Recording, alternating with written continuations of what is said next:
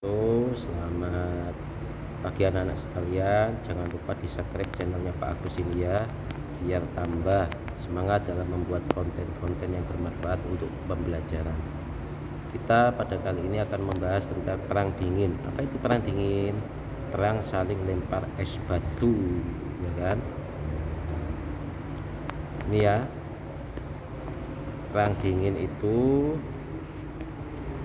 ya perebutan hegemoni itu apa, saling menguasai ekonomi, pemerintahan, hukum, menguasai dunia.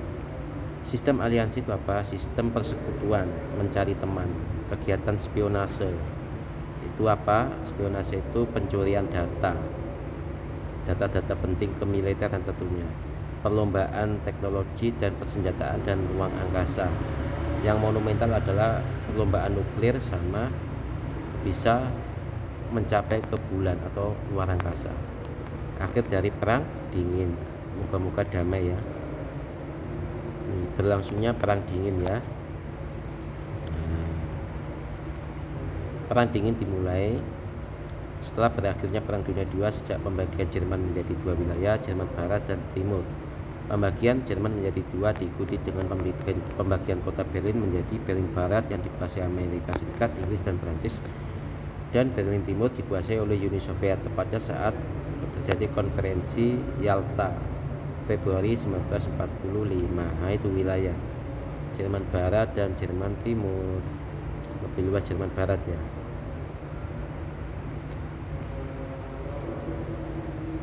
Dalam waktu singkat 1945 sampai dengan 1948, Uni Soviet berhasil membentuk pemerintahan komunis di Bulgaria, Rumania, Hungaria, Polandia dan Cekoslovakia. Oleh karena perkembangan pengaruh Uni Soviet sangat cepat dan pertumbuhannya pesat, Amerika merasa perlu membendung berkembangnya gerakan komunis. Akhirnya Amerika menyusun strategi politik containment policy yang bertujuan mencegah berkembangnya pengaruh suatu negara atau suatu sistem politik dari pihak lawan. Nah, ini dia. Dalam waktu singkat 1945-1948, Uni Soviet berhasil membentuk pemerintahan komunis ya, yang saya sebutkan tadi ya. Amerika menyusun strategi containment tadi sudah. Terus Uni Soviet berusaha menyaingi dengan membentuk Molotov Plan dengan tujuan menata kembali perekonomian negara-negara Eropa Timur dan Badan Kerjasama Komunis atau Komintern Ekonomi, Badan Kerjasama Komunis, negara-negara komunis.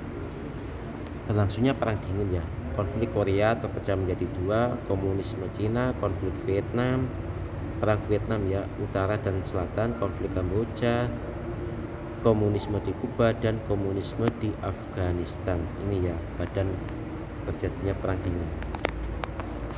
Perang Korea ya, komunisme di Korea Utara. Latar belakang pecahnya Korea didasarkan pada perjanjian Yalta, Korea Selatan dan Korea Utara. Korea Utara dipimpin Kim Do-sung, Kim Tu-sung, dan Korea Selatan dipimpin Ri Sang-man. Yang tadinya Korea itu adalah sebuah kerajaan besar ya, dibagi menjadi dua.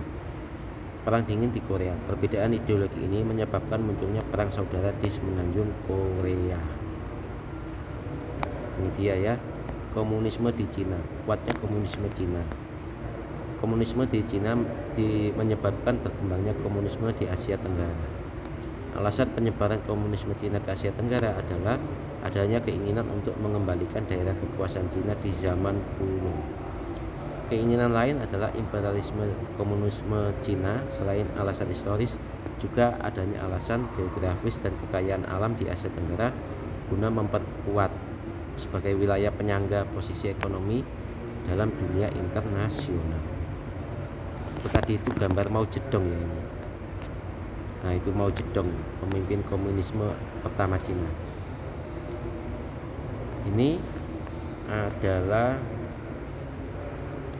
komunisme di Vietnam. Latar belakang penyebaran komunisme di Asia Tenggara oleh Cina dan Uni Soviet. Bantuan Amerika ke Prancis. Imperialisme Prancis terhalang militansi pasukan Vietnam. Perjanjian Jenewa. Perjanjian Jenewa merupakan perjanjian yang membagi Vietnam menjadi dua, yaitu utara dan selatan. Konflik Kamboja. Latar belakang perbatasan Kamboja Vietnam terkait konflik Sino-Soviet.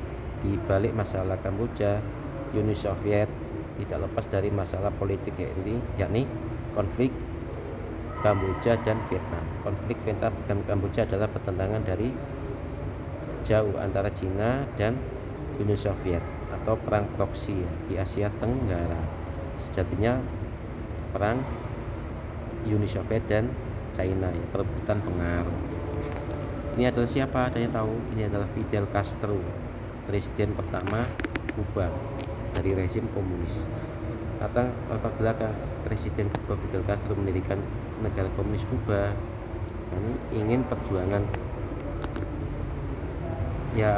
perjuangan negara Kuba yang sangat materi atau imperialisme yang korupsinya luar biasa, ingin diberantas menjadi negara komunisme di Kuba. Invasi Teluk Babi, titik ketegangan perang dingin ini terjadi di Teluk Babi tahun 1961. Keberhasilan Castro berhasil menghalau invasi Amerika Serikat sehingga Kuba menjadi negara komunis. Komunisme di Afghanistan. Latar belakang Muhammad Tariqi berhasil membangun Daud Khan melalui kudeta berdarah.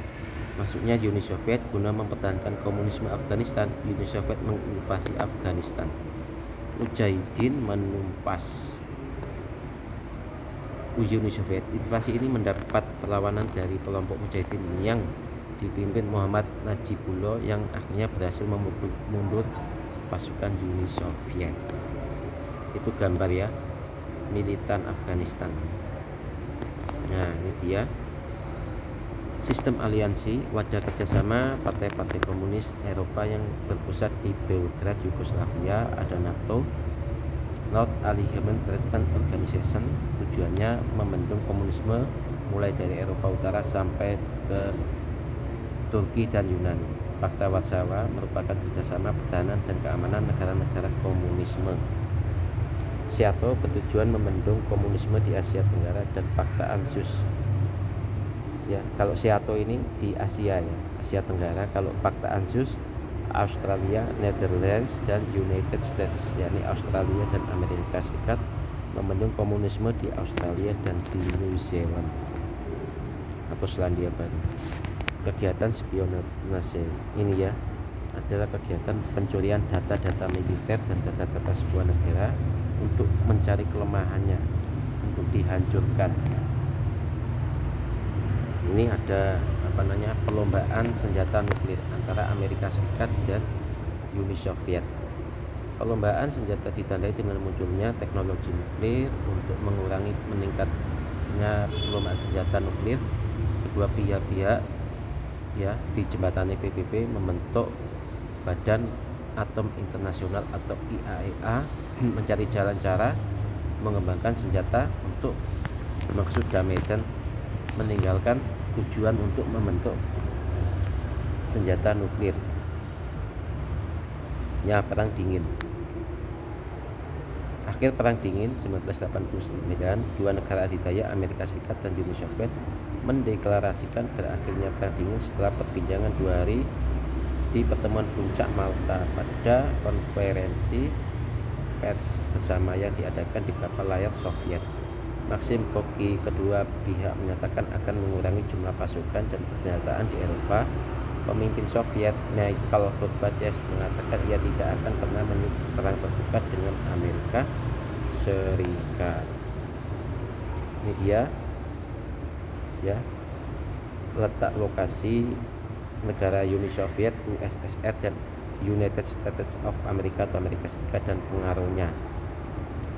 Yang merah itu Uni Soviet, yang biru Amerika Serikat. Yang merah itu pengaruh Uni Soviet, dan yang pink pengaruh Amerika Serikat, pengaruh Uni Soviet juga. Yang biru itu NATO, yang biru juga pengaruh Amerika Serikat. Seperti itu ya pengaruhnya. Dari peta itu sudah jelas. Biru sama merah ya. Merah itu Uni Soviet, yang biru tua atau biru muda juga Amerika Serikat, yang merah muda juga Uni Soviet, yang merah itu Uni Soviet pengaruhnya. Terima kasih, kurang lebihnya saya mohon maaf, tolong di subscribe ya. Kurang lebihnya mohon maaf. Wassalamualaikum warahmatullahi wabarakatuh.